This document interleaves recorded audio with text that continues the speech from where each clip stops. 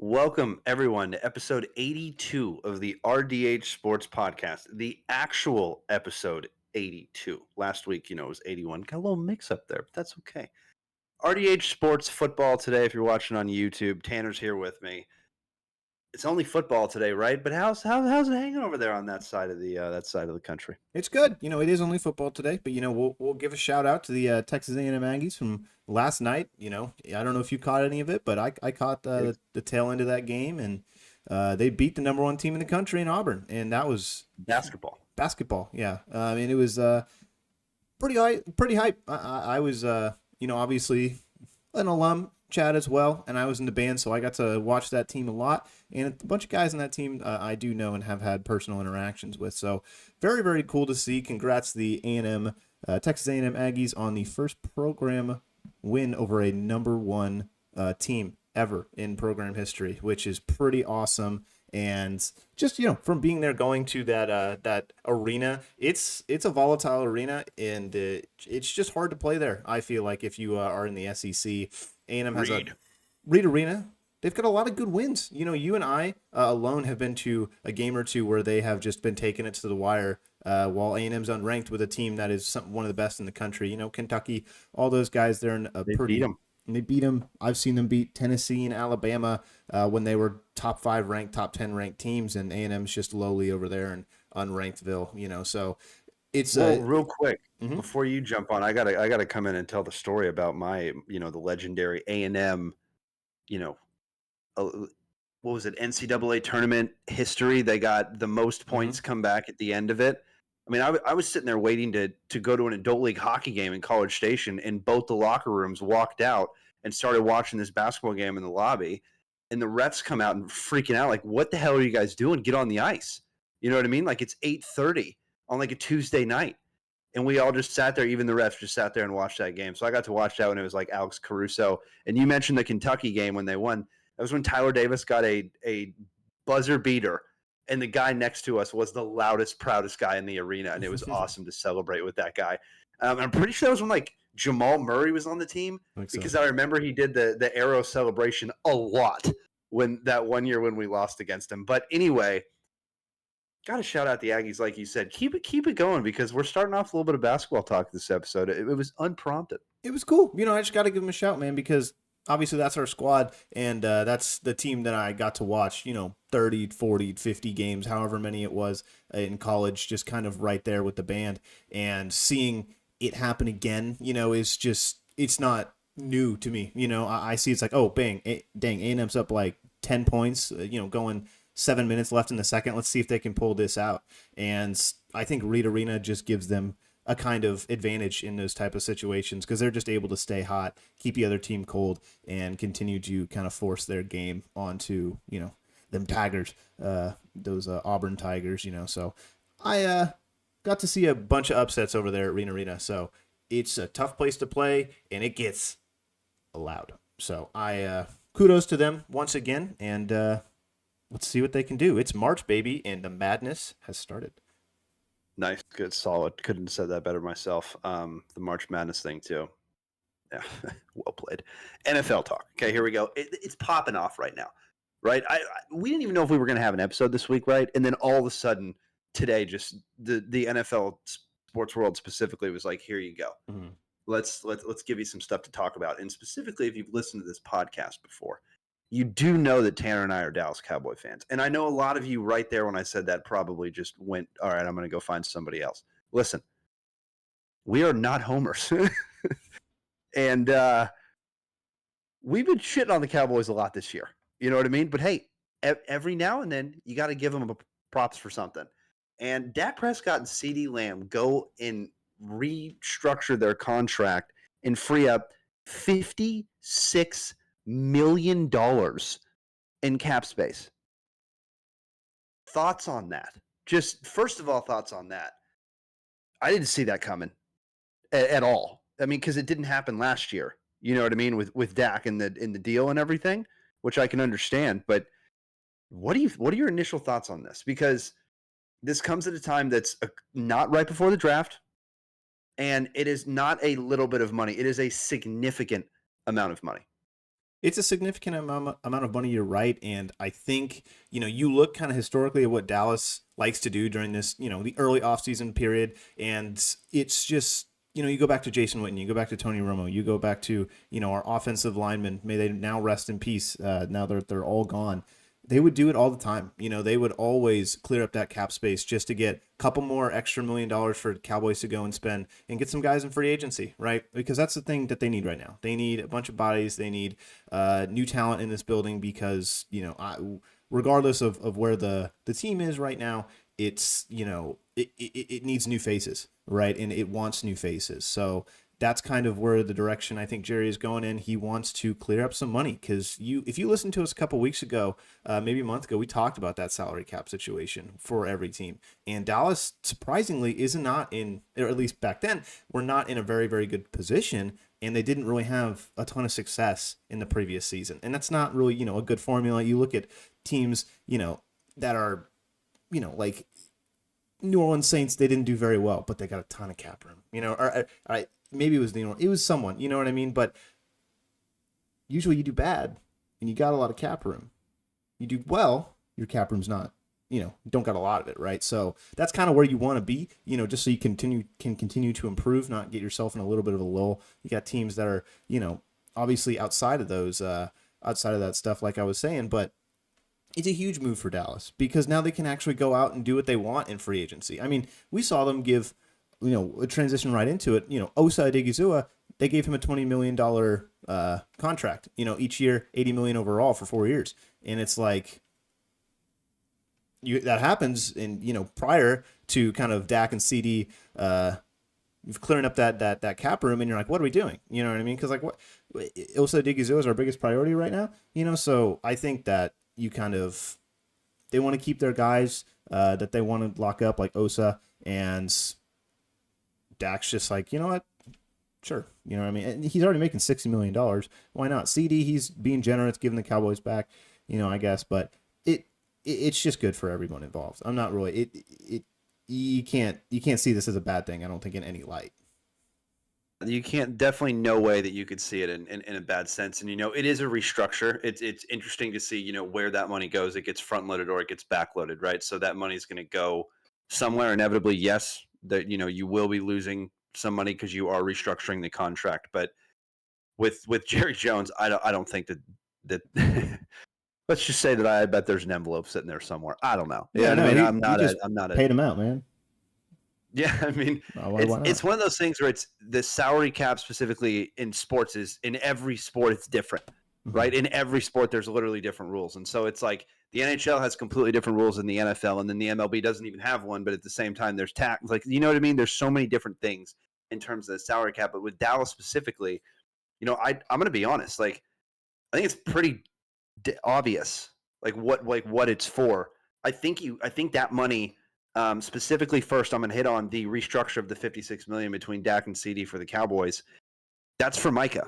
That is 100%. A part of that a portion of that has to go to Micah Parsons and sign him to a contract while you have that much money right now, because that has been I would argue the only constant on the defensive line. But Dallas signed Osa to an $80 million contract. I'll get to that in a second, but with this restructure, to me, it tells me they have to re-sign Micah, and they have to re-sign probably a couple more guys because you alluded to it. Dallas loves to re-sign the players that they drafted, and if they play okay, they're going to re-sign them to a contract that's probably a little bit more than they should make. But if it's not Micah, obviously some of it goes to the draft, not a ton, and that's not a little amount of money. So you look at the upcoming free agents. We've talked about him as a couple episodes ago. I mean, maybe there's maybe a couple there that Dallas could look at, but realistically, like that kind of money tells me that, look, we realize that we are probably third place in the NFC East. The Eagles are Super Bowl champs. You cannot take them out of first place, no matter what. Doesn't matter who you are. If you say they go out of first place, you're wrong. Next year, and then Washington is probably going to be sitting there number 2 at the favorite, especially with Deebo Samuel for a 5th round freaking pick that they pick up. Dallas trades a 4th round pick for bingo, right? Okay, that's a bad one. But has to be somebody big because of how good both of those teams have gotten, and also the Eagles are willing to spend. Mhm. You know, there's a guy by the name of Myles Garrett They're not that done. maybe Dallas goes into next season and I wake up and I get a notification that Dallas somehow has gotten Myles Garrett from Cleveland and re-signs Micah Parsons. Then, hey, we can have a conversation about second. I don't know about first. We can have a conversation about second, right? That's to me is that there's not any massive. I mean, Aaron Jones is coming up out of a running back contract, but that's not a running back that you're going to go do. You know, Dallas has gotten a cornerback in free agency with Brandon Carr, but Dallas doesn't go out and spend a ton of money in free agency. So it's interesting that they free up that much cap space this year. So for me, it's a bunch of question marks going around with free agency, you know, looming, starting. It's like, okay, here we go, right? Here we go. So that's kind of what I think is going to happen. It's going to be a Micah contract. If it's not Micah, So. then maybe a big splash in free agency, but that's not Dallas's game. And if Dallas starts to go into the big free agent market signings, hey, Dallas fans has been asking for it for a long time, but then it's going to put you in a pretty tough cap situation moving forward unless you get him on a 1 to 2 year contract. Now, I know I was long-winded with that one. Osa Odigizua. I know that you and I had a conversation about this as soon as it happened. I gave you a call. You have the list of guys in the NFL in terms of defensive tackles specifically and their contracts. So I'm going to go ahead and throw it over to you right now so you can tell the listeners what and where Osa Odigizua is ranked with those contracts, because this is interesting. Yeah, and like I was saying, you know, it's $80 million over 4 years, so $20 million a year. And basically, you know, you kind of look at the defensive tackle market. It's spearheaded by Chris Jones, obviously one of the best historically defensive tackles and just of our generation, a defensive tackle and interior defensive lineman. So he's making $31.75 million a year.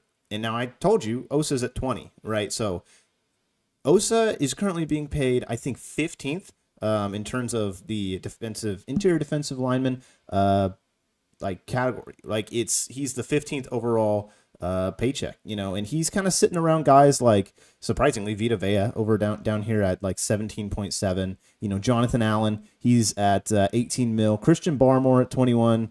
Javon Hargrave at 21. Kenny Clark at 21. Leonard Williams at 21.5. Dexter Lawrence 22.5.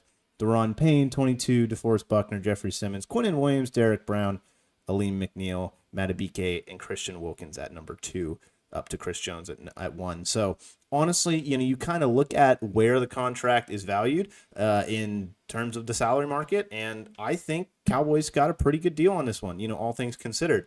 I'm curious to see your thoughts on it, but, you know, over the last couple of days, you know, it broke and I was like, $20 million for a defensive tackle.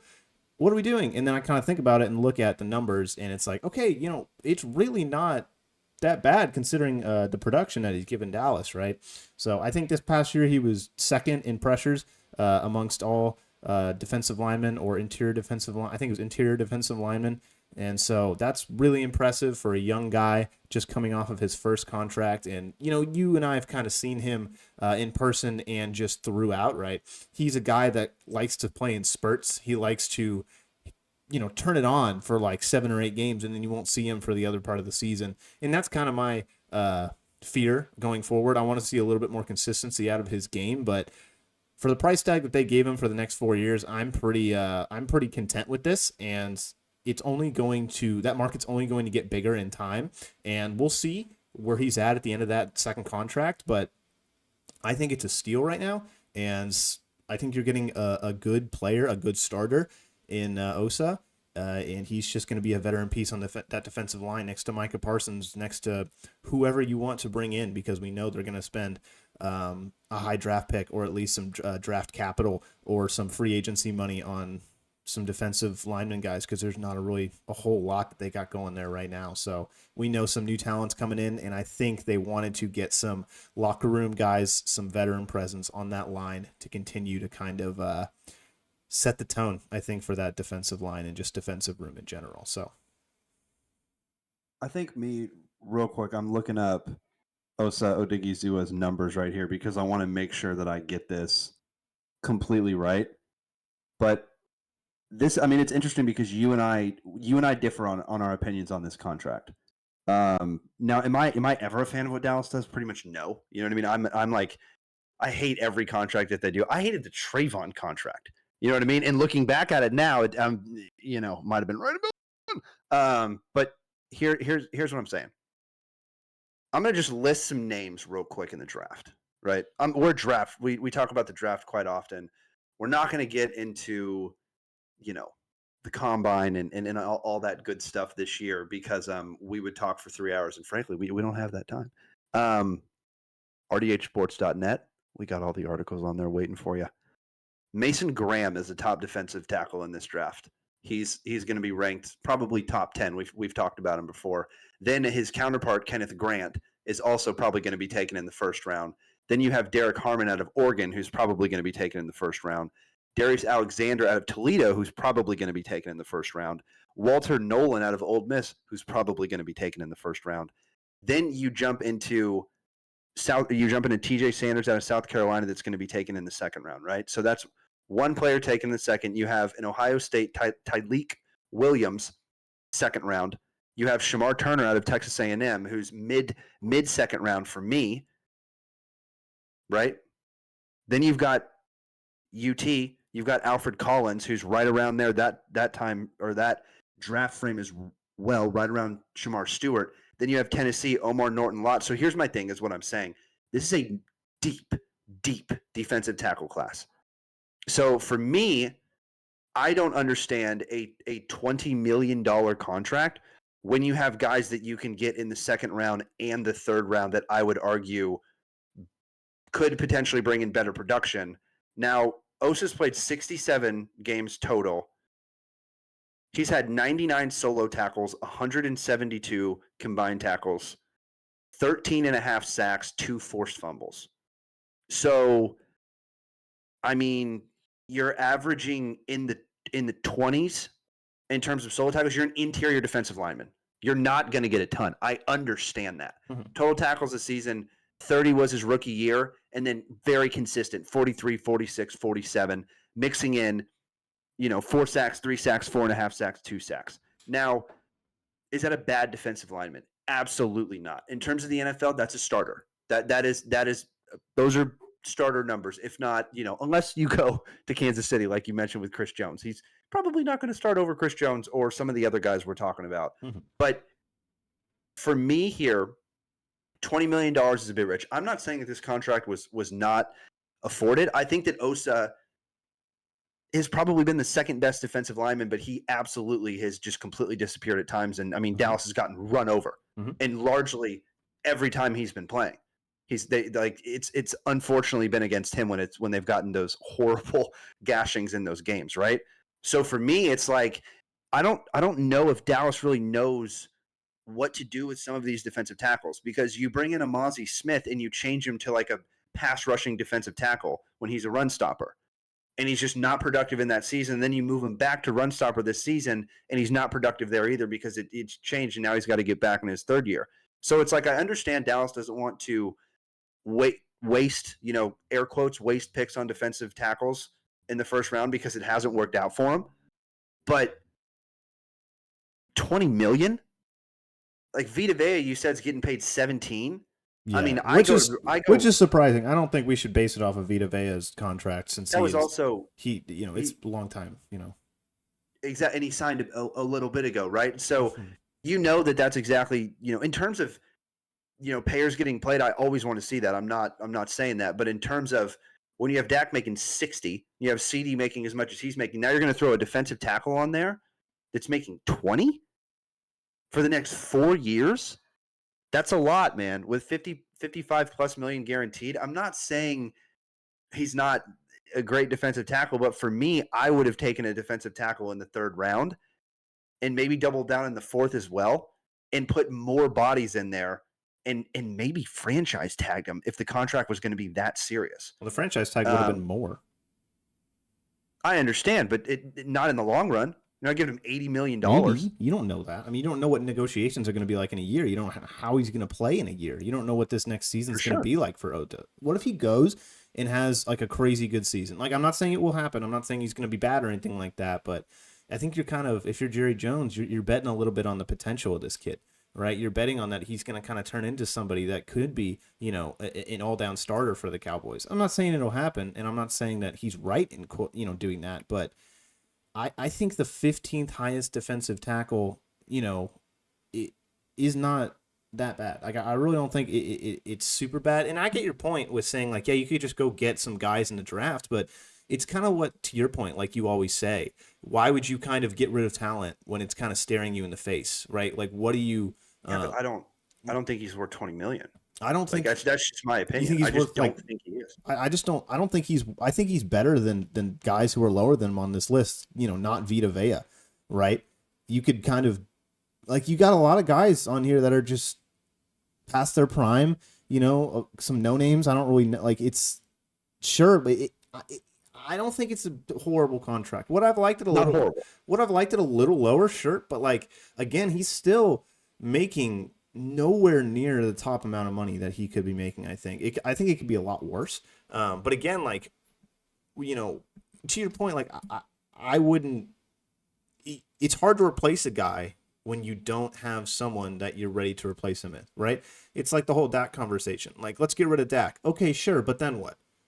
Who's going to be the quarterback after he's gone? They just freed up $56 million in cap. They can go get anybody they freaking want to right now. Sure, exactly. They're not going to. Exactly. They're not going to. But I want, they like this kid, and I trust them in that capacity that they like him. Sure, it's been kind of a little bit of a rocky road, but I don't hate the deal. I really don't hate the deal. I really don't.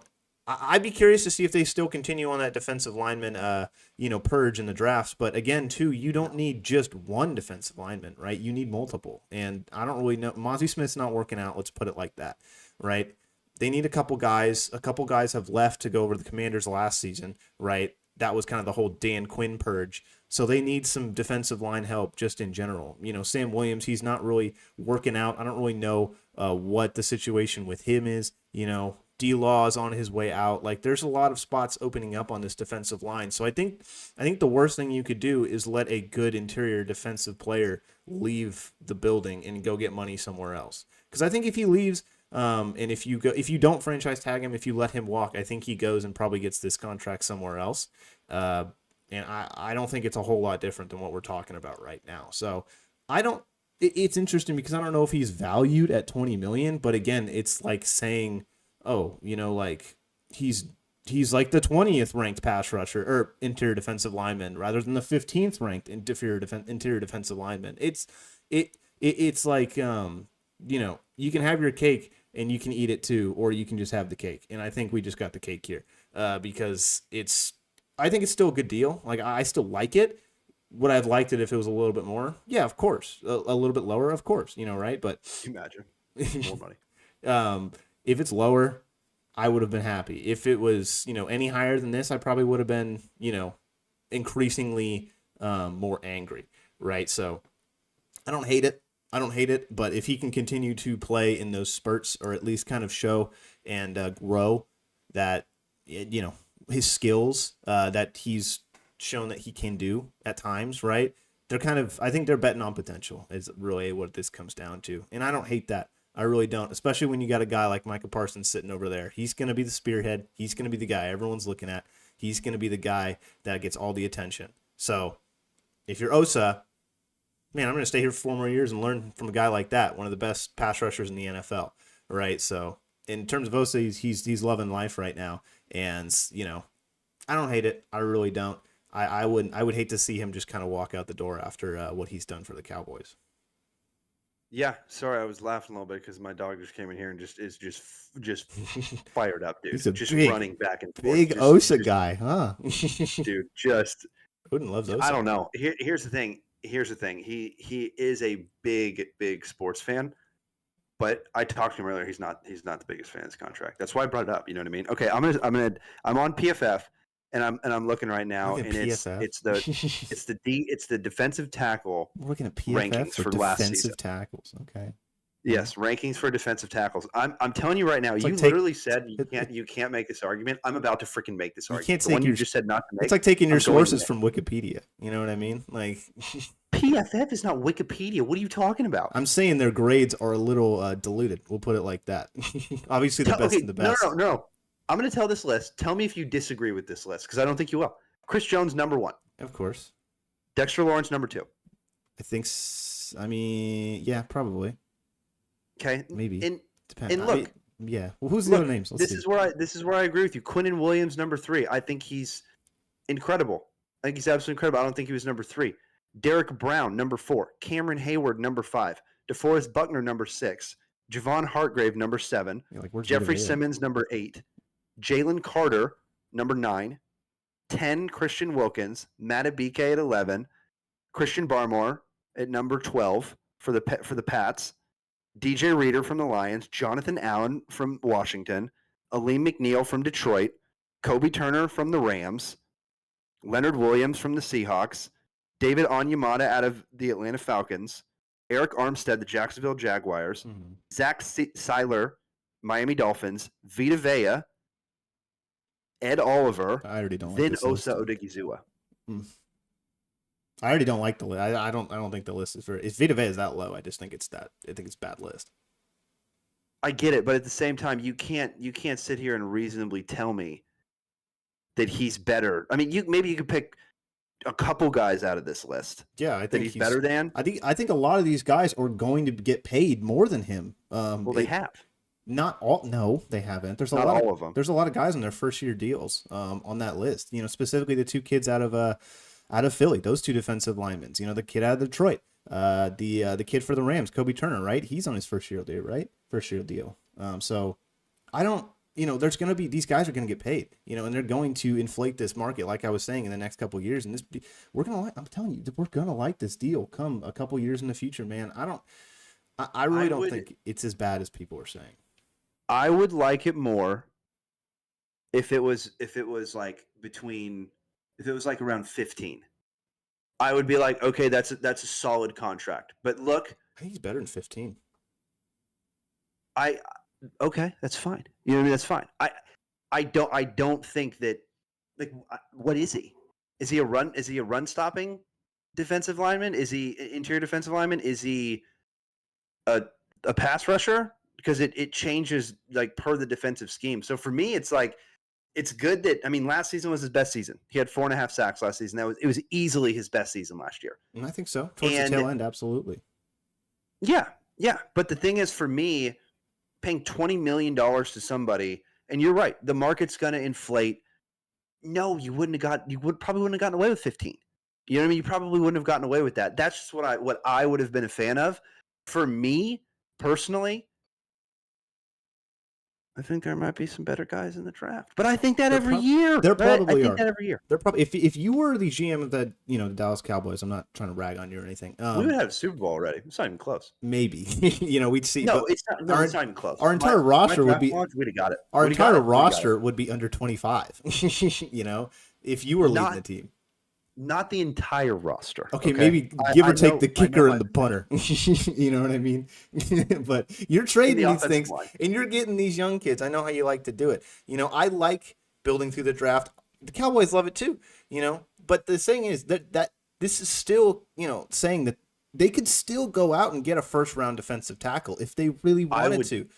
I would throw my water bottle through the fucking window. Why would you be mad at that? Because they just signed someone for $20 million, and then they're going to have to sign Micah Parsons. They're going to let not Dexter Lawrence, Demarcus Lawrence. I'm assuming go because he's like $15 million on the books. But who else do you have?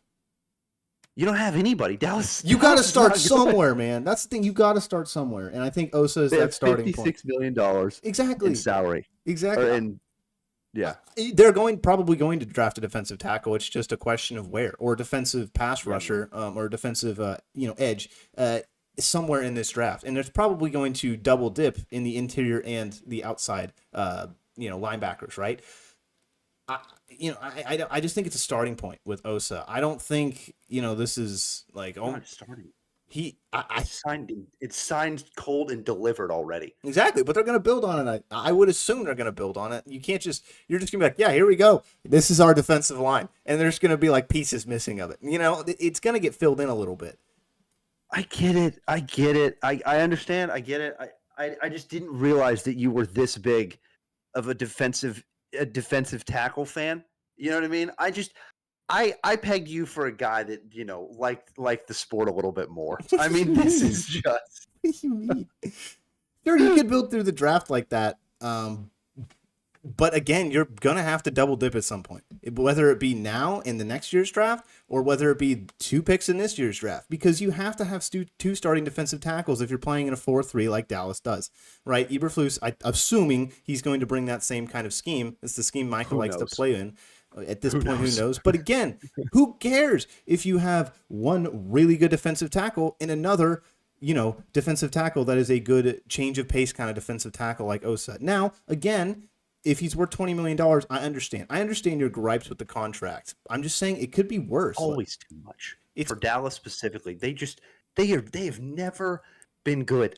They're just like, here's the bag, take it. And like they're probably the 8. Like I pictured the negotiations just being like, all right, we're gonna start at thinking like 18. No, let's go 20.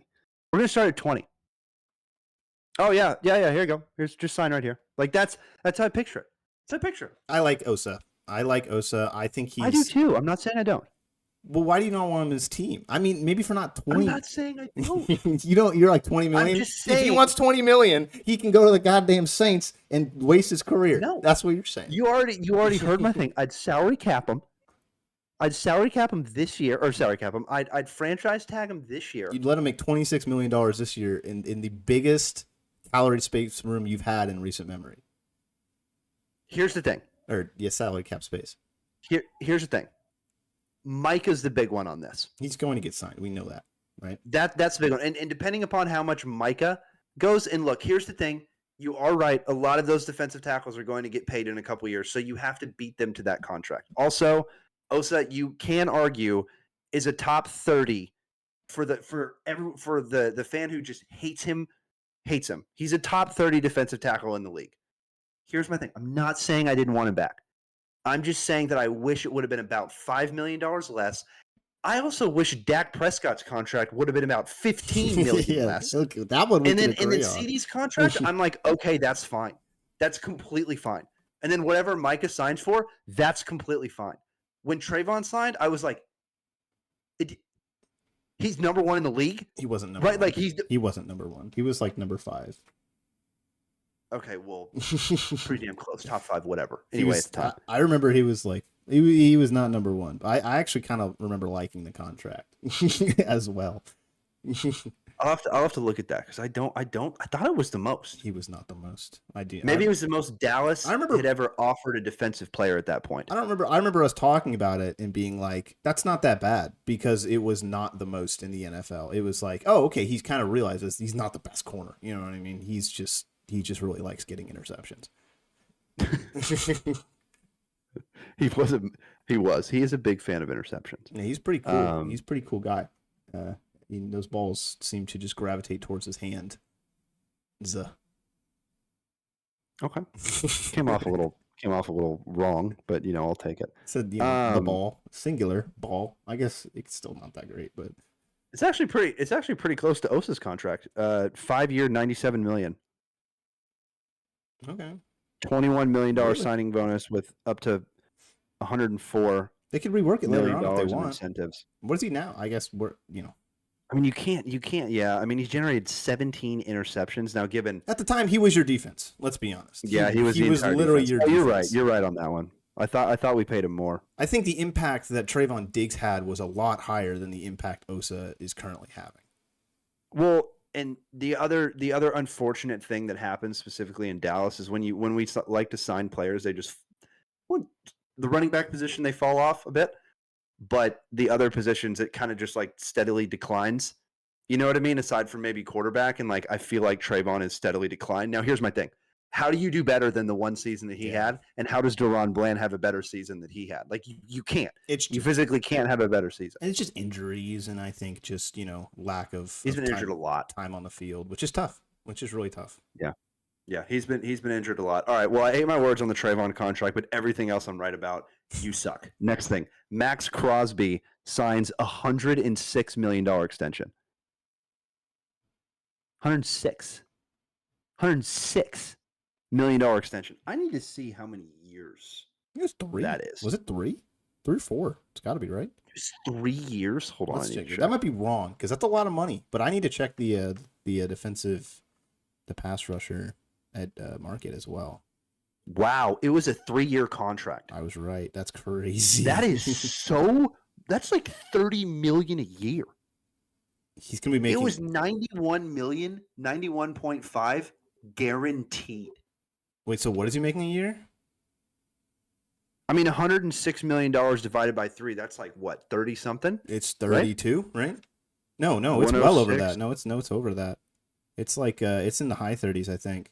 35. Oh, 35.3. So that makes him he's officially the highest average per year paid player. Yeah.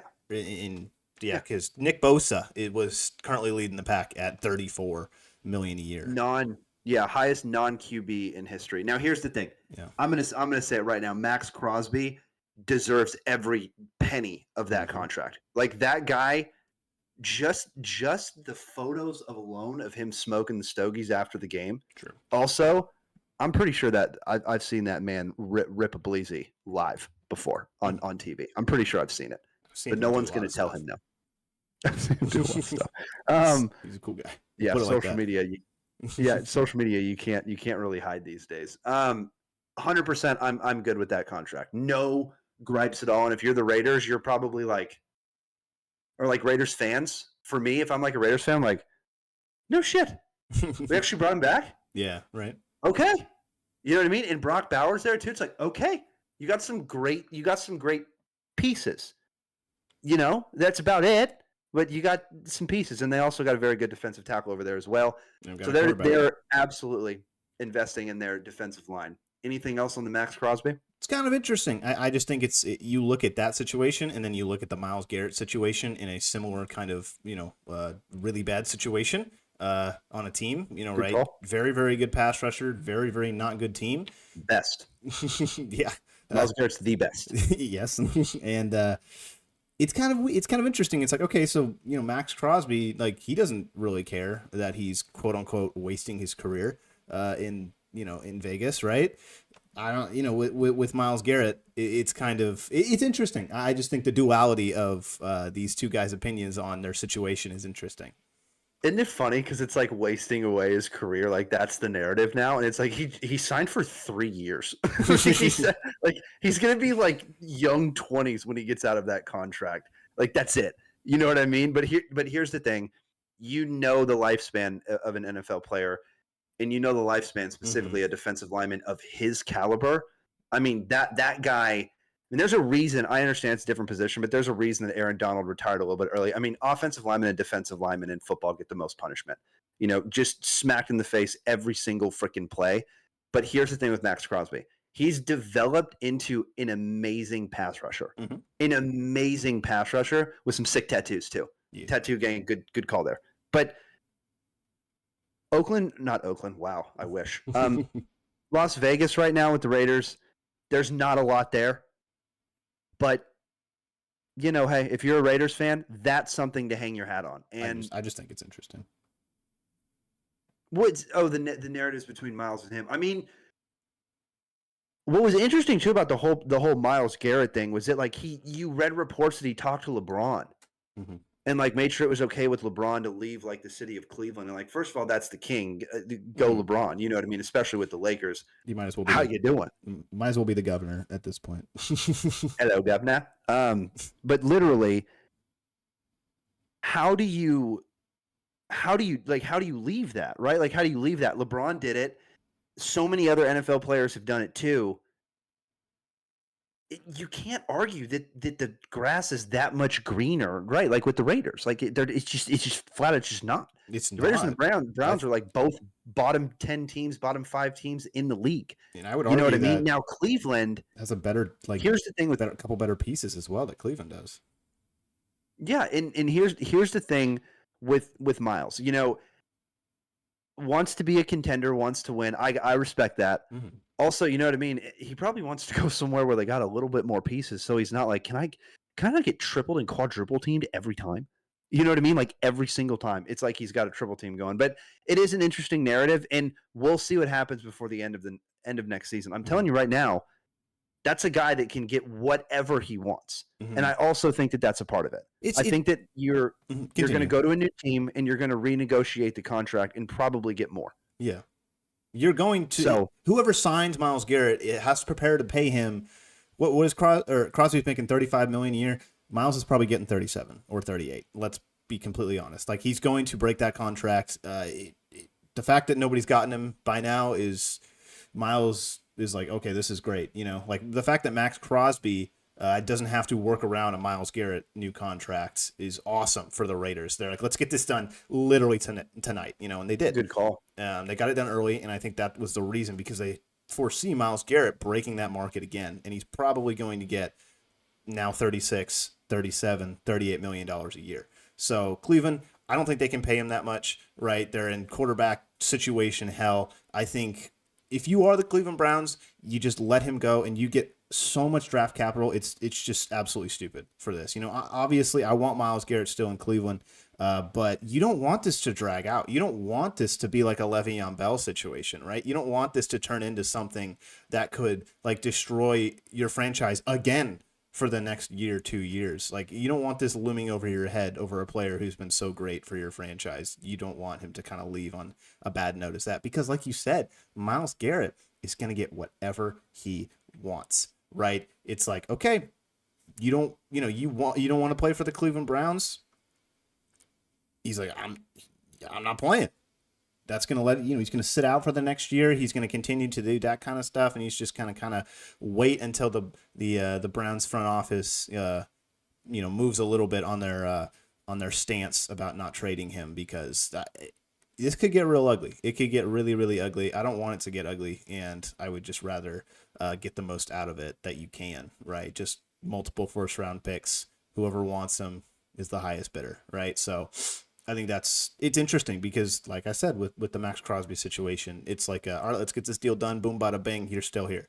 It's like, okay, he's about, I looked it up. Myles Garrett's 2 years older than Max Crosby at 29. So it's interesting. He's got a little bit more wear and tear on the tires, but still obviously the best pass rusher in the NFL. I don't think anyone can deny that after a Defensive Player of the Year award not about a year ago at this point. So kind of interesting. I'm just it's looking at bad teams in the NFL signing star players. It's like, okay, it's interesting. And a team also that went out, like you said, and got Christian Wilkins in free agency. So it's obviously a very, very important part of the Raiders organization to build up that defensive line before anything else. So obviously I'm assuming Cleveland has a similar model and they don't want Myles to leave. But again, man, just all will be well if you go and get a quarterback and maybe do something. Get that Deshaun Watson contract out of here. The Broncos did it, but this is a long-winded rant, and it's the dominoes will fall one way or another. Is kind of where I'll leave it at. And another domino that has already fallen in another historic contract that we didn't mention last time was Saquon Barkley re-signed with Philly, a 2-year extension, 2-year, $41.2 million contract, including $36 million guaranteed. So that's the most has historic contract for running back there. Most money. So even though it's only 2 years, Saquon gets paid. Doesn't matter. I mean, the lifespan of an NFL running back is so short. I think 2 years is quite a long contract. You know what I mean? And I don't know how much Saquon has left in those absolutely massive legs, but it looks like he's still churning them. It looks like he's still turning them. And he's going to continue to run for the Philadelphia Eagles for at least the next 2 years. So I think this is a turning point for running backs once again. Saquon, I think he revitalized the position this year just with what he was able to do in a kind of pass-happy league, right? Just an airborne kind of air attack league that it's turned into. And the Eagles were like, yeah, let's just run the football, even though we got Devontae Smith and A.J. Brown, one of the best two tandem in the NFL, right? And I'm like, yes, who cares? 60% of our snaps, this man right here. And they paid him exactly what he's worth. He got him to a Super Bowl, and it was clearly the reason that they won in the playoffs. So well deserved. I mean, absolutely. He's, the best running back we've seen in recent memory, in my opinion. I mean, him and like Derrick Henry are the guys that I'm probably going to remember a lot from like this and, in the last couple years. Right. So I love it. I love it. I think he's deserved. And I love that the NFL is in specifically the Philadelphia Eagles are bringing back that ground and pound football, man. And they, like you said, won a Super Bowl because of it, literally. Interesting, a little bit of interesting news here. Sam Hubbard, the Bengals defensive end, had about 38 and a half sacks. We looked before the episode. He's retiring at 29, so that's interesting because the Bengals are already pretty thin on the defensive line. You know what I mean? I mean, Trey Hendrickson is solid, one of the best in the league, but Sam Hubbard was solid. You know what I mean? I didn't think he was going to go anywhere out of Ohio State. I remember watching him at Ohio State. I can't believe he's already retired there. And then another interesting note is Devontae Adams got released, which you kind of thought was going to happen. But man, if you're the Jets, like the whole Aaron Rodgers thing, bringing in all these guys, and now just everybody's gone, and their cap is just so much worse than it was a couple years ago. So tough scene over there. Real bad. And then Tyler Lockett. My guy, I've won multiple fantasy championships because of him, and so have you. So he finally parts his way from the Seattle Seahawks. True. And it's an end of an era there. And last thing I'm going to say, somebody else wants to get out of Seattle. This is crazy. And that's DK freaking Metcalf. Oh my wants to get out of Seattle. Just Geno Smith will be seeing you. It's going to be JSN number 1 next year. That's crazy. You know what I mean? DK's gone. DK Metcalf. I never thought he would leave Seattle. DK. It's DK. DK. It's DK. Fucking DK. It's Seattle. I know it's DK. crazy. It's crazy. Yeah. I don't know, man. I'm looking at, I'm looking at kind of the openings that we've had with receivers this year, and there's a lot of receivers, but, I kind of, just a little side story or a little sidetrack here. I opened up, Instagram because I was looking at a post that I sent you, but apparently here it is, right on time. Jackson Smith and Jigba, he tweeted out, or at least he posted on one social media platforms. He said, "Hey, yo, WTF," and he posted a picture of him with DK and Tyler Lockett. And it's like, he's like, yes. Where are my friends? What happens? Yes. Where did my friends go? Perfect. Hey, yo, WTF. It's like, whoa, what happened? So, yeah, you're the number 1 over there now, bud. But no, I'll hit on your points with all that. Sam Hubbard, I love him as a player. Got to watch him at Ohio State. He's an Ohio guy. He's pretty much played his entire career in that state, which is really cool. But at the end, he grew up there. That's crazy. Went to Ohio State and playing for the Bengals. So it's hard, when you're into football, kind of as much as you and I are, and probably the people who are watching this podcast or listening or watching too on YouTube, RDH.sports or RDH, .sports on Instagram, RDH_sports on X, and it's hard because you kind of look at a guy and you're like, okay, he's like 29 or something like that. He's like, almost made his way to 30. He's still got some years left. He's playing some good ball. He's playing next to Trey Hendrickson, or on the other side of Trey Hendrickson. Not too shabby, But I think the thing we got to realize is that, life is more about football, right? If he has things that he wants to do that's not, beat a quarterback up on Sundays, let him go do it, right? It's a surprising move. I'll say that for sure. But he's not even 30. He's not even 30. 100%. I was shocked. That's a key piece that the Bengals have had and like to build on, him and Trey Hendrickson. Like it's a nice 1-2 duo. And unfortunately, I won't be able to yell at him anymore for not producing alongside Trey Hendrickson. Go back and listen to this past season. I did it multiple times, but he's got stuff he wants to do, man. He's 30. He's got as you know, his family's set. He can do and go pursue whatever he wants to do in life now, which I think is pretty cool. And again, like he's 30, he's still super young, and he's still has so much energy and so much time to go and pursue a career in what he like super wants to do. You know what I mean? I wanna bring up something real quick. Mm-hmm. I'm gonna fly through this because we just talked about wide receivers, and this is what we do on this show. We think it's going to be a 20-minute show, and then we're still here. You know what I mean? And we're just out here grinding, right? Are you and just looking at sports stuff. Are you talking about Look that post I sent you? No. I'm talking about the updated salary cap numbers, Oh, okay. and specifically the teams that are sitting there. You know what's insane?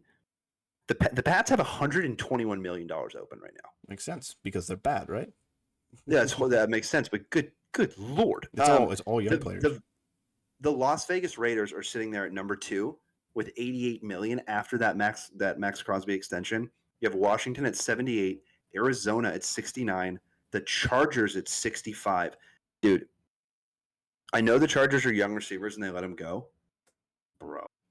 They can sign DK? The Chargers somehow bring DK. That'd be disgusting. Or any of these Minnesota, that's no. Pittsburgh at 7. Minnesota 62 at 6. Number 7, we have Pittsburgh at 54. The Dallas Cowboys at number 8 with 52.9 million. The Tennessee Titans at number 9 with 52 million, and then the Los Angeles Rams with 51 million. It's sitting there at 10.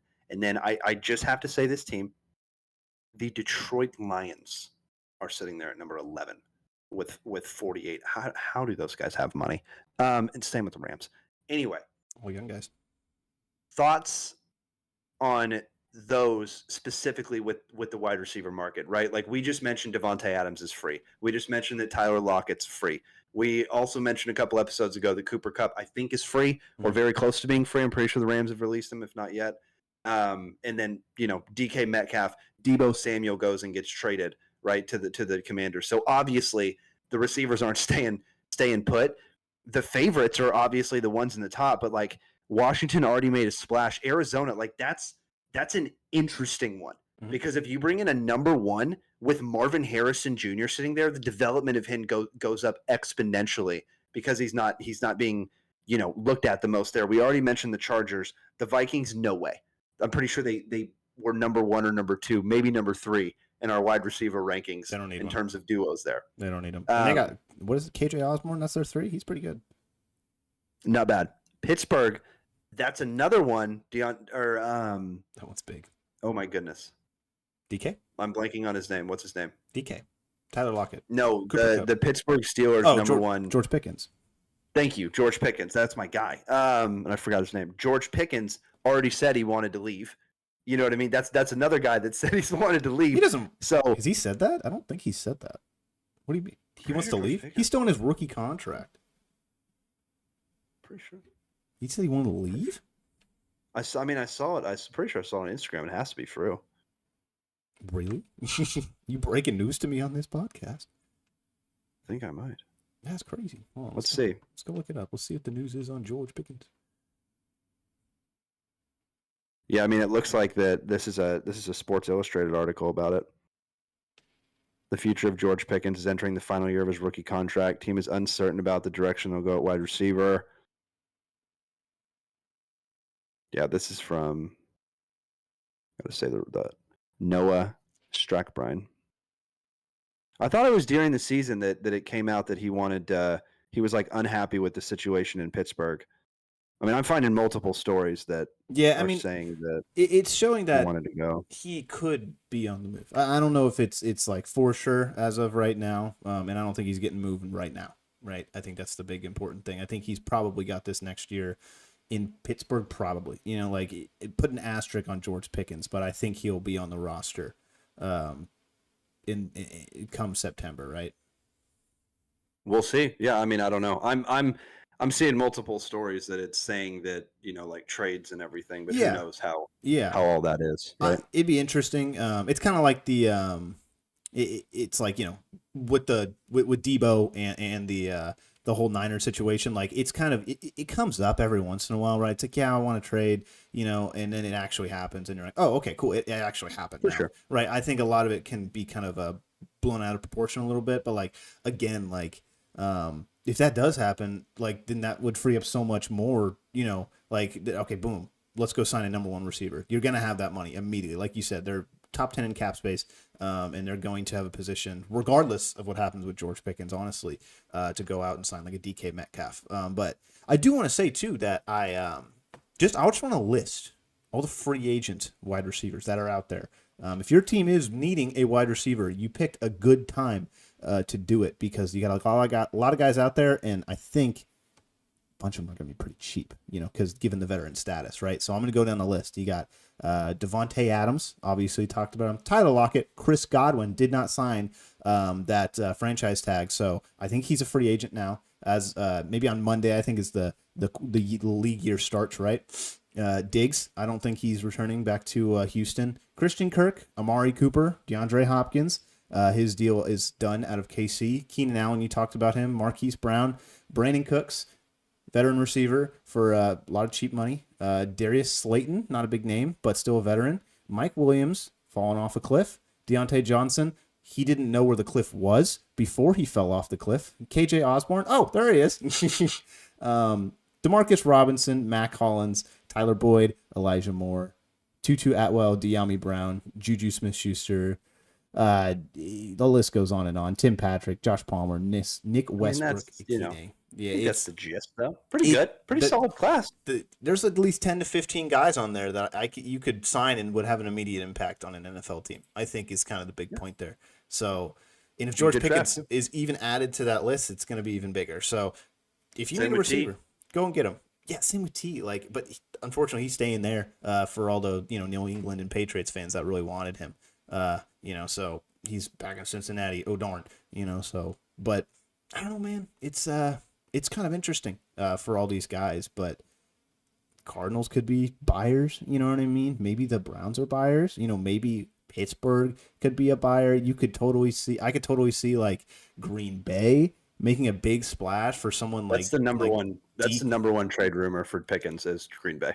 For Green Bay, or get a guy who's really, really similar, like DK. If let's say you get him in Green Bay, like Jordan Love's stock immediately goes up. All he does is throw the ball downfield. He just rips go balls, and he's just like, all right, DK, I'm going to sit you at that back pylon. Be ready every time I throw the ball, and boom, bada bing, they're going to get it done.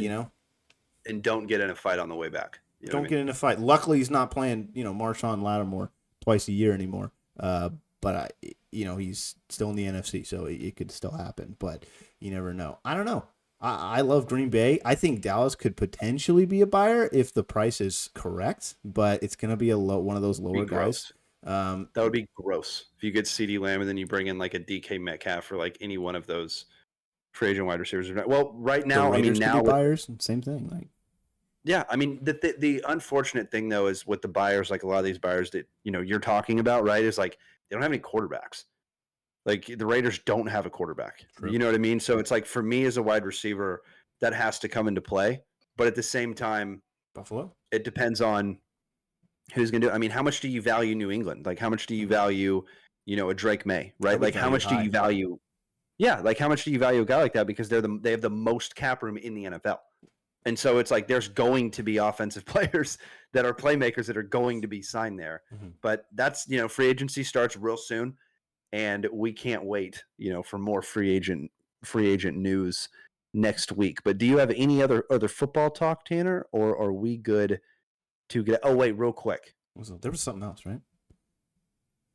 Football wise, I thought there was been something else that's like real big. Oh yeah, because we'll hit on it real quick. Philly re-signed. And this is why I think they weren't very high on that cap list, because we looked at it like a week or two ago and they were up there pretty high. But they did sign Zach Bond to another contract. So, if you were like waiting for that to happen, that did happen today. And he got paid. Well, he got a bag. Damn, so they did that and they're down. So they re-signed Saquon and Zach Bond and they're at 11. That is a team that are not 11. They have fallen outside of that range, but still they're in the top 20. That's a team that knows how to. It's interesting, work the cap. Yeah, Howie's a wizard. I don't even know. He just pulls money out of his ass. He's a wizard, Howie. It's pretty good. You're a wizard, Howie. You think that's how those negotiations go? All right.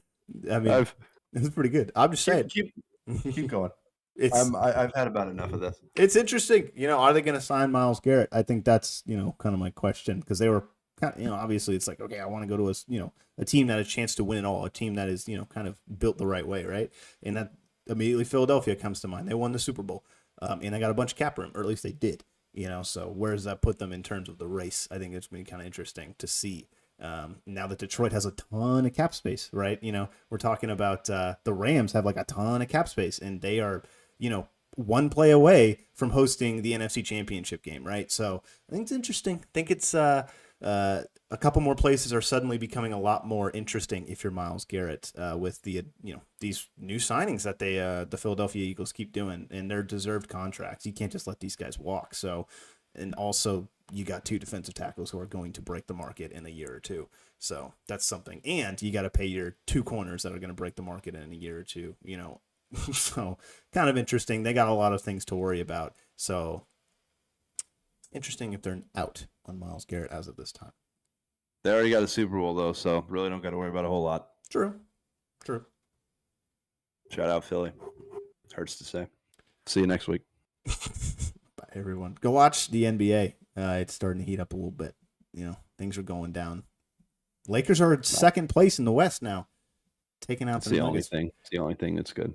It's Lakers. Look, if we get a Lakers Celtics finals, I think I would just. I'm joking. I'm joking. I give you a hard time about the NBA. It's gotten better. It's just the All-Star stuff was hard to watch, and I'm still that taste. Yeah, but we're past it. We're past it. Well, the fact that they even they disqualified the Spurs from even trying it, I'm just saying, kind of stupid, a little bit dumb. You know what I mean? Innovation that excites, right? That's what we're here in the NBA. We need innovation, and Wemby's coming in there.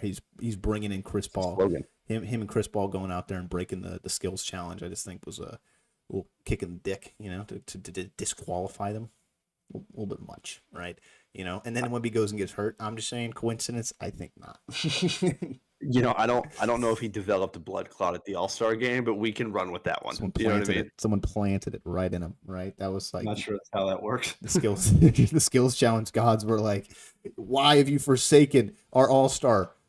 What is wrong with you? It was horrible. It was horrible. It was horrible. Meanwhile, you had the Four Nations going on when you had hockey players putting their lives on the line. And then you have people in the NBA that won't play back to back. It's one of those things. No, in all seriousness about the NBA, playoffs is when I start watching, and it seems like Luka and LeBron are starting to get on the same page. Mm-hmm. And LeBron at 40 years old is when is this guy going to slow down? You know what I mean? I thought you saw the signs last season and this season, or at the beginning of this season. He's an all-star. He's unbelievable right now. He is unbelievable. It's insane. And it's kind of that, how you look at Steph Curry over there in Golden State and you're like, okay, when is he going to retire? Right? He's obviously on the tail end of his career. You could say that he's not playing at the level he always has been. I would beg to differ. You know what I mean? But I think it's because that Jimmy Butler trade went through. He's been that organization, that team, the chemistry and the environment been revitalized a little bit. It's like, okay, we do have another shot at this thing. Steph's still playing at an all-time level. We got Jimmy Butler, we got pieces now, right? And I think that's kind of what happened with the Lakers. It's like, okay, they're still reeling from that 2020 the COVID championship, right? And they're like, we want to make it to another one, but how do we get past the Nuggets, in how do we get past the Thunder, right? How do we get past these good teams? And we'll go bring in a superstar like Luka Doncic, So I think that's the reason. He's just revitalizing, these trades are revitalizing these teams.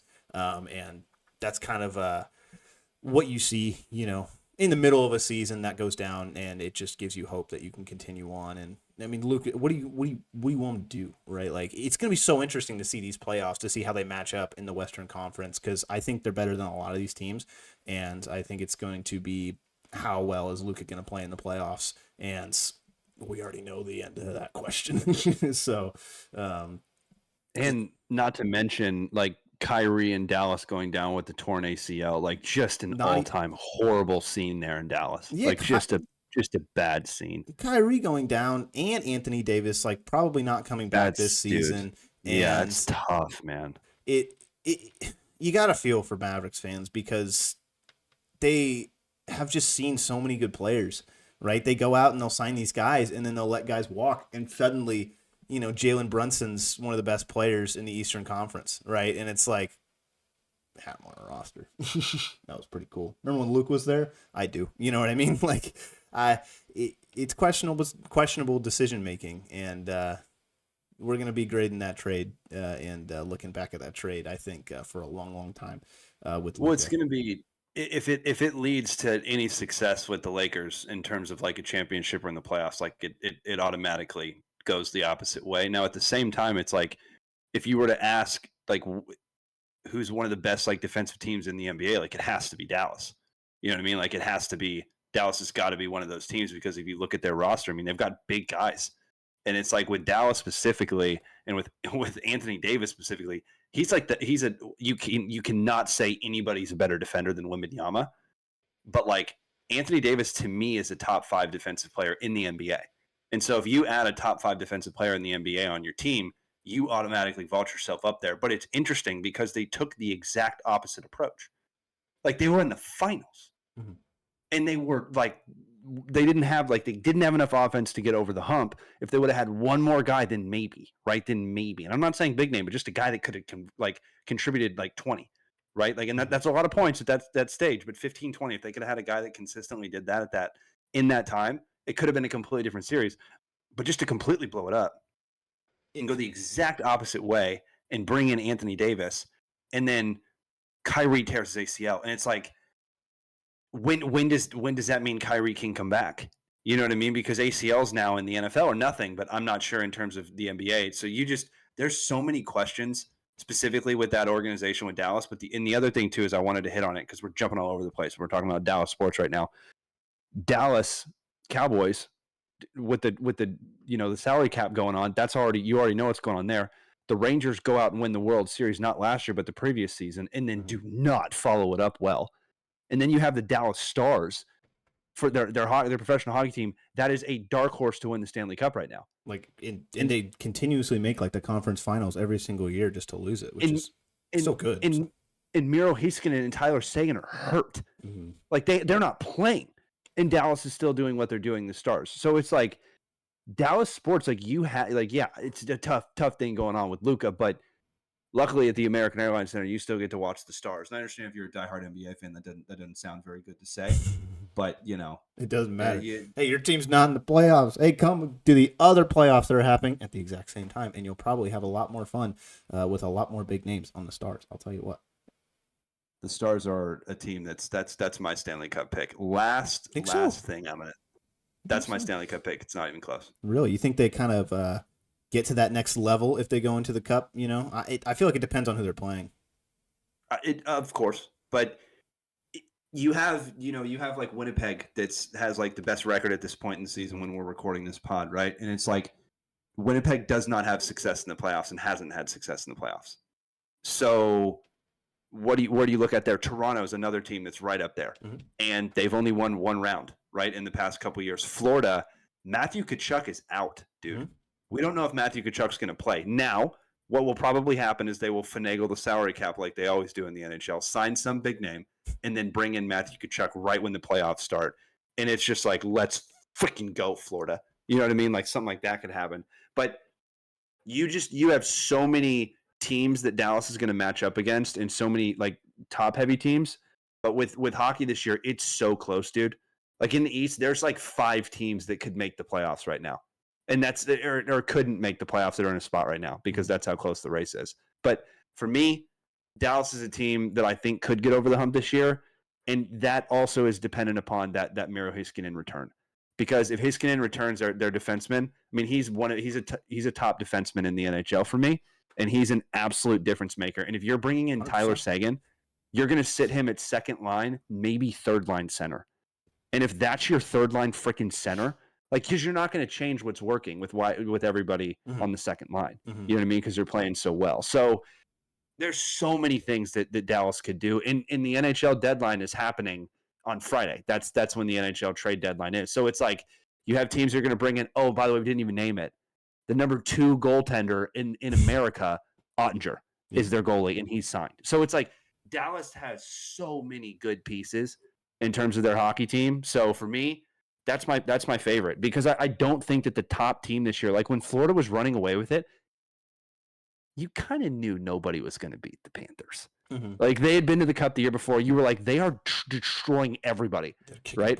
The Oilers, who went to the Cup finals last year, look like shit now. That was going to be my not question. Look good. Yeah, like can they kind of? We saw teams kind of turn it on right in the playoffs whenever the Oilers needed to. The Oilers did it right before. Exactly, and that was my point with the Oilers. Do you not think that they can kind of do that again with the legendary status of McDavid and like Draisaitl, right? They can just turn it on whenever they want.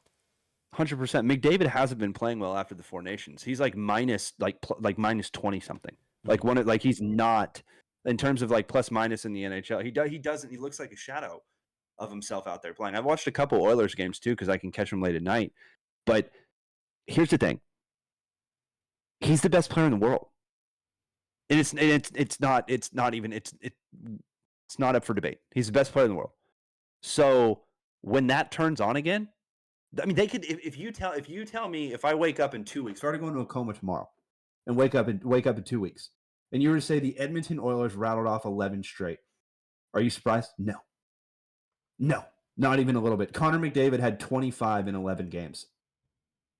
Goals or assists? Just goals. Okay, how many assists did he have? Like, you know what I mean? Like that's a Connor McDavid. That's a reasonable question to ask and everything. So that's what I'm saying is with hockey for me, it's so close this year, and there's just not that team. Aside, you could say Winnipeg, but there's not that team that's like just sprinting away with it in first place. You know what I mean? Like Toronto, I think Florida and Tampa Bay right now are up for first place in the East. And in Toronto, like I think they won 9 of 10. Mm-hmm. You know what I mean? Tampa has won, I think, the last 8. Florida is winning without Matthew Tkachuk. Like it's just like. Well, what about Tampa Bay? Didn't they make like a really big splash today in free agency or in trade? Excuse me. I haven't seen it come across. If they did, I didn't. Maybe I can break some news to you on this podcast today, Mr. Chad. No, I haven't seen it, but no, with Tampa Bay specifically, I can tell you real quick if you want. Yeah. So Tampa Bay, they acquired Yanni Gourde, and I'm gonna just absolutely destroy this name, Olivier Borkstrand from the Kraken for 2 first-round picks.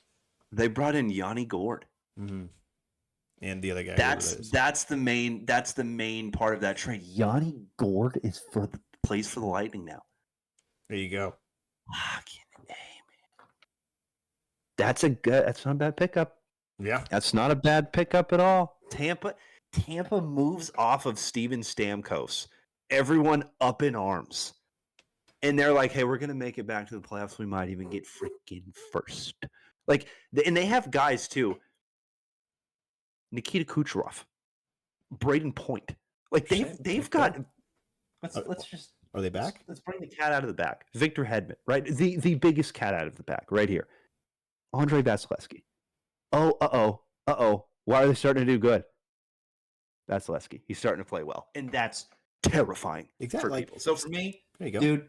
We're getting so close to those playoffs for hockey, and it's like this is those times where you have to win those games. And this week is the week where you're going to have massive trades, like you just mentioned. So the other trade names, and then we'll end this thing. Mm-hmm.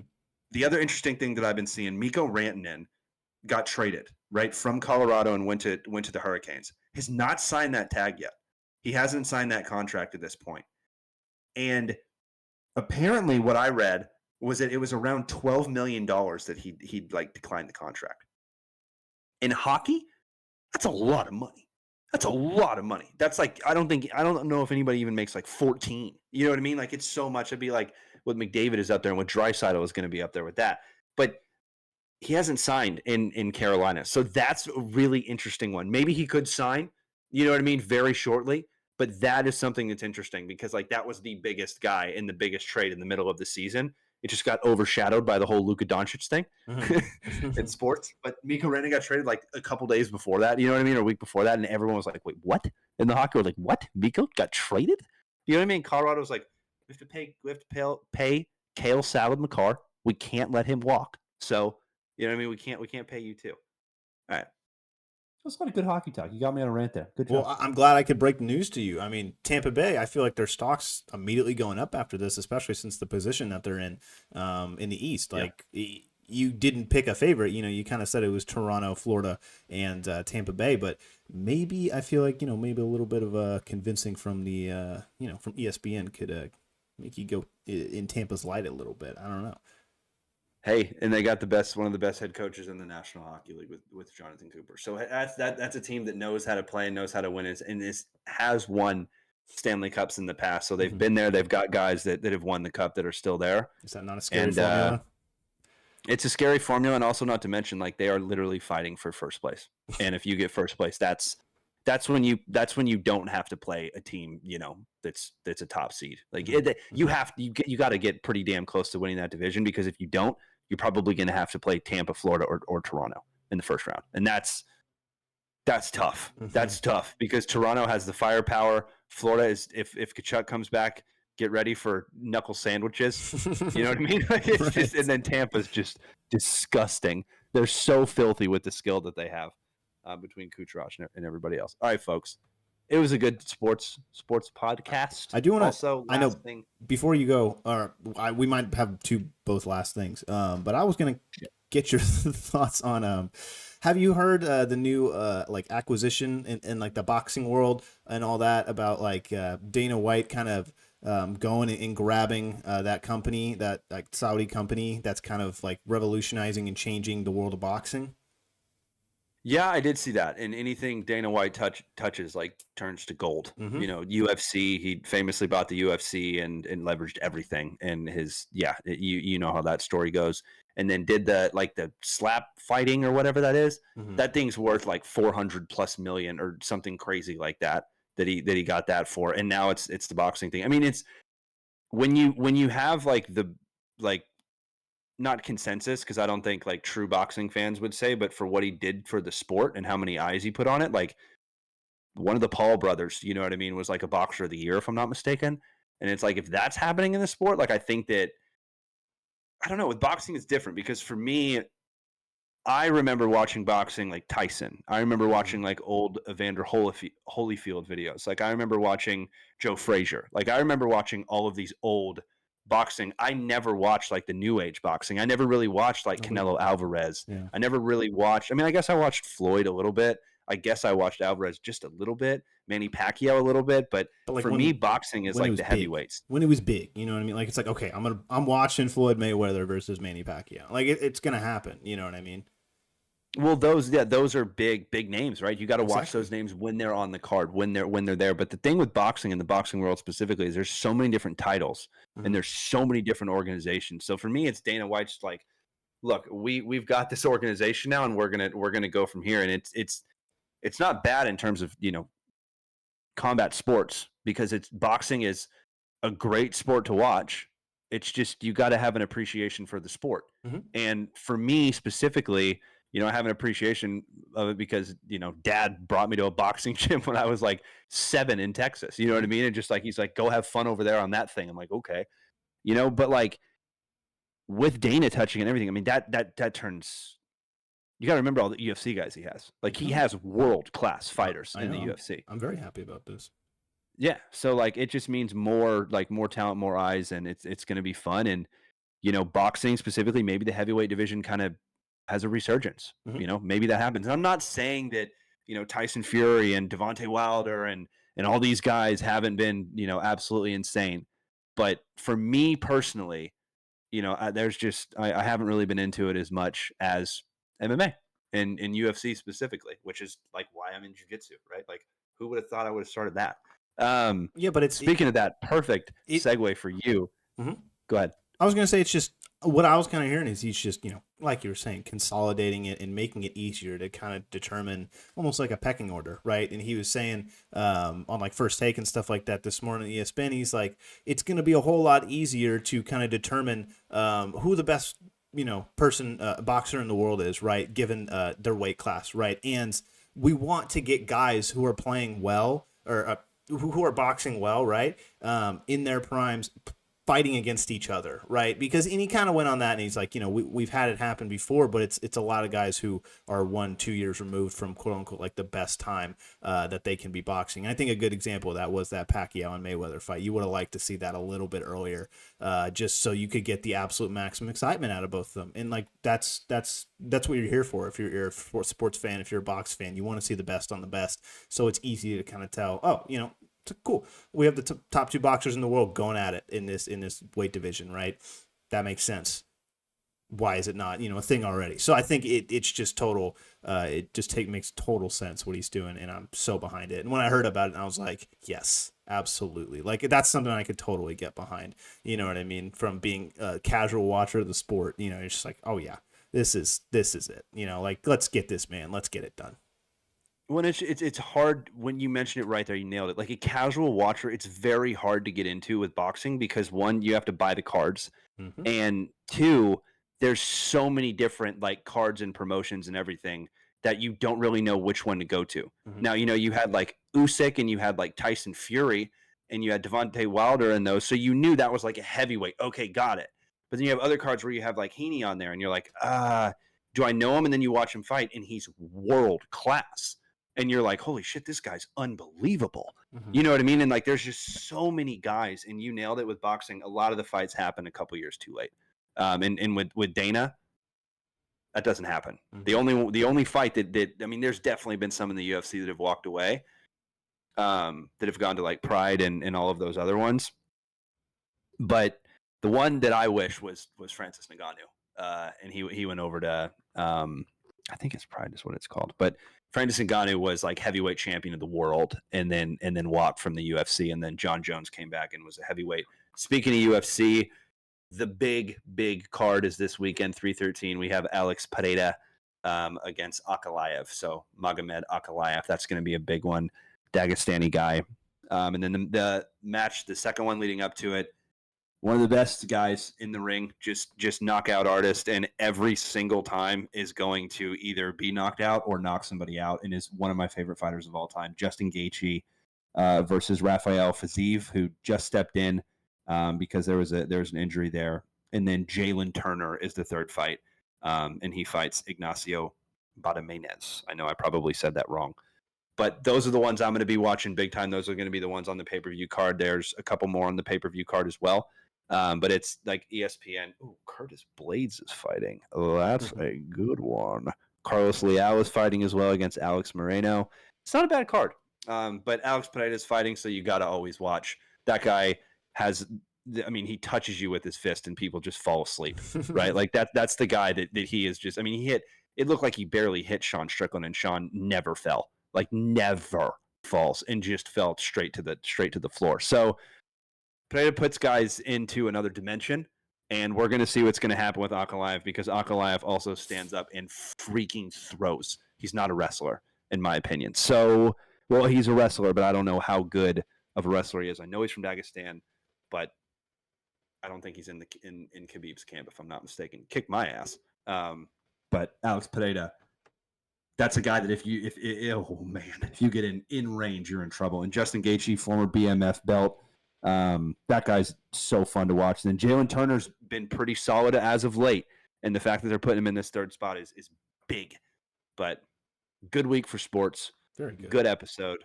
We will talk to you next week, folks. Yes. We will talk to you next week. If you have heard the little stricts, I don't even like the little things. I don't know if you're hearing it on Discord, but there's like a in my house right now, we got this little fly thing, and it just absolutely tears through flies. Like it's just bright. It's the like blackest black light you've ever seen. It's glowing purple. And at nighttime, all you hear is it just nice. fries flies. So if you hear that in the background, that's kind of what's going on. We have a nice murder is happening in this household, a genocide flying flies at this point, because it's kind of insane how many flies have flown into that thing. But yeah, no, it's doing well, and that's kind of the noise. You were talking, and it went off like a couple of times, and I was like, oh my gosh, this must be so annoying. But who cares? Nice. I am protecting my home from flies. It's starting to get hot here in Texas. They like to come inside. It's real annoying, and then they piss me off because they fly in front of my face, and I'm just like, get out, get out. Get out. And you can't exactly, and I'm, I can try and slap them. I can try and do the whole clap thing. I got a couple of them, but they just keep showing up. Obviously. Yeah. They know how to get in, and I don't know where it is. So we're going to eliminate Army's the problem too big. at the source. Maybe not the source, but very close to the source, right? Mm. We'll make them attracted Seems right. to the murder machine. and Right. that's where we'll leave it. I don't even know how we got there. But see you later, folks, for the 19th time. I would say go watch the NBA, but honestly, we've talked about every sport. So go watch cricket. It's a pretty cool sport, I've heard. Later, folks.